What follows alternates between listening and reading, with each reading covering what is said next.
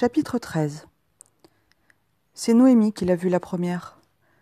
J'étais dans l'étable en train de changer la litière, lorsque je l'ai entendue appeler, là-haut, sur la terrasse. « Il y a quelque chose qui bouge dans le ciel, on dirait un oiseau, venez vite !» J'ai eu tôt fait d'escalader l'échelle, et je me suis retrouvée près de ma sœur, qui, très excitée, le bras tendu, me montrait un point au-dessus de la crête. « Là, tu vois, il s'approche !» criait-elle. C'était en effet un oiseau, dont, malgré la distance, on percevait le battement d'ailes. Il y avait quelque chose de stupéfiant et d'émouvant à la fois dans cette apparition, puisque durant des semaines, le paysage était resté désespérément vide, et qu'en dehors de l'incursion des loups, il ne nous avait pas donné le moindre signe de vie. Et voilà que tout à coup, dans la lueur grisâtre de l'aube, avait surgi ce visiteur.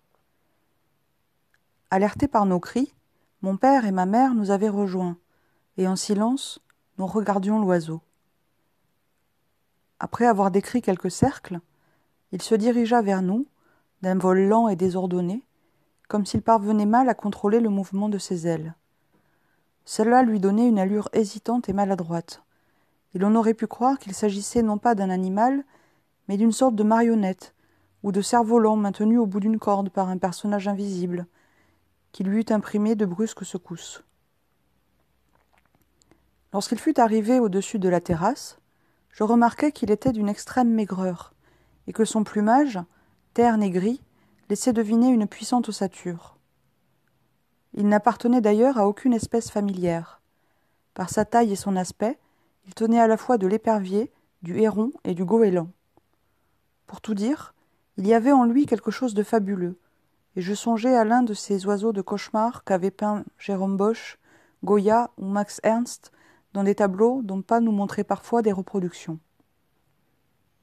Aujourd'hui encore, tandis que j'évoque cette scène, je me demande de quel pays ou de quel jardin zoologique abandonné pouvait sortir cet animal insolite, et s'il n'était pas une sorte de mirage, né de nos imaginations devenues fébriles. Pourtant, lorsqu'il passa au-dessus de nous, nous sentîmes le frôlement de l'air, et instinctivement, nous courbâmes un peu le dos.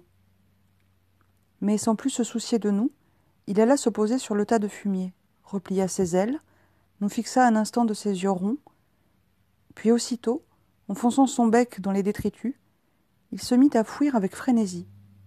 Que pouvait-il chercher? Des insectes, des vers, quelques graines oubliées ou simplement de la paille? Cet affamé ne devait pas être difficile, et à le voir engloutir, il était clair qu'il trouvait sa pâture. À un geste que fit Noémie, il leva soudain la tête, ouvrit son bec, poussa un cri rauque, tout en esquissant de ses longues pattes comme une danse grotesque. Ce cri, qui était à la fois un défi et une plainte, nous glaça le sang, et nous eûmes tous un mouvement de recul.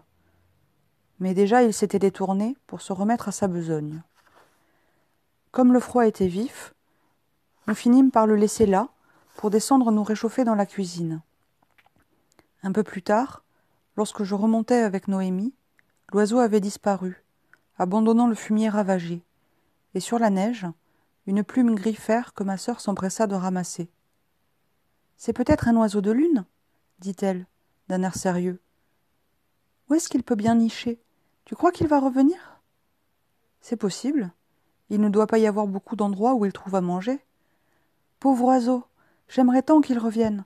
On pourrait s'occuper de lui. » C'était cela, passeur. Pour tout ce qui bouge, rampe, trotte, vole, l'amour, la tendresse, parfois la pitié. Cette visite de l'oiseau mystérieux prit pour nous une importance singulière, et ce jour-là, autour de la table, il ne fut question que du sens que nous pouvions lui accorder. Man, qui depuis quelque temps était de nouveau la proie de ses idées noires, et devait en cachette consulter ses cartes, avait été impressionné par la laideur de la créature, et je la soupçonnais de la considérer comme un présage néfaste. Noémie, toujours charitable, s'apitoyait sur sa maigreur, et elle proposait même d'aller déposer de la graine sur la terrasse. Nous nous récriâmes que c'était de la folie, nos réserves s'épuisaient, et nous n'allions pas nous sacrifier pour cet animal. Quant à mon père, très exalté, il y voyait comme l'approche du salut, et il parlait de la colombe, qui était venu annoncer aux habitants de l'Arche la fin du déluge. Oui, c'était cela, disait-il. Un message, un signe. La neige ne tarderait pas à fondre. Bientôt les arbres, la terre apparaîtraient. La vie retrouverait ses droits. Il avait pris la Bible sur la cheminée. Il l'ouvrait, la feuilletait, et bien sûr, il retrouvait aussitôt le passage que nous avions lu tant de fois. La colombe revint à lui sur le soir, et voici, une feuille d'olivier arrachée était dans son bec. Noé connut ainsi que les eaux avaient diminué sur la terre. Il attendit encore 7 autres jours, et il lâcha la colombe, mais elle ne revint plus à lui. L'an 601, le premier mois, le premier jour du mois, les eaux avaient séché sur la terre. Noé ôta la couverture de l'arche. Il regarda, et voici, la surface de la terre avait séché. Le second mois, le 27e jour du mois, la terre fut sèche. Nous l'écoutions, immobile. En lisant, il avait posé une main sur celle de Mon, dont le visage s'était rasséréné. « Pour nous, dit-elle, c'est une bien étrange colombe. »« Oui. Et elle n'a pas encore apporté le rameau d'olivier, mais cela ne tardera pas. »« Tu le crois ? Tu le crois vraiment ? » ?»« J'en suis certain. » Il se passa alors quelque chose qui, pour moi, fut encore plus émouvant que l'apparition de l'oiseau. Mon se mit à sourire. Je regardai son visage, et soudain, non, je ne m'étais pas trompée, le sourire était là, faible sans doute, fugitif, mais il me sembla que c'était lui, la colombe, et qu'il nous apportait le vrai signe d'espoir. Le soir, lorsque je fus couché, j'entendis mes parents converser longuement, à voix basse, dans la salle. Je pouvais comprendre ce qu'ils disaient, mais je sentais que leur angoisse s'était dissipée. Parfois, je saisissais quelques mots, une bribe de phrase.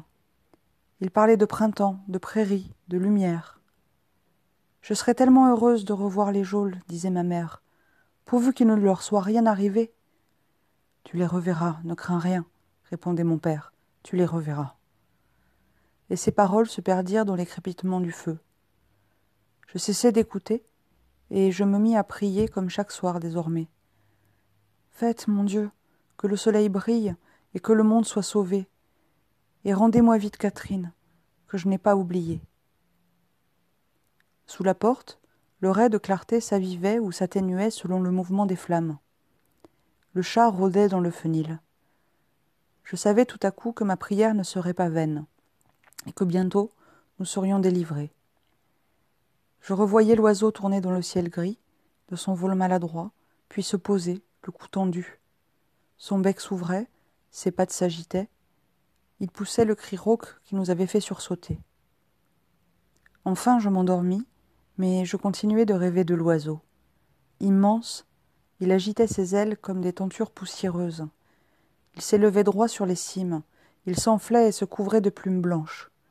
Je lui demandais « Es-tu la neige ou le soleil ?»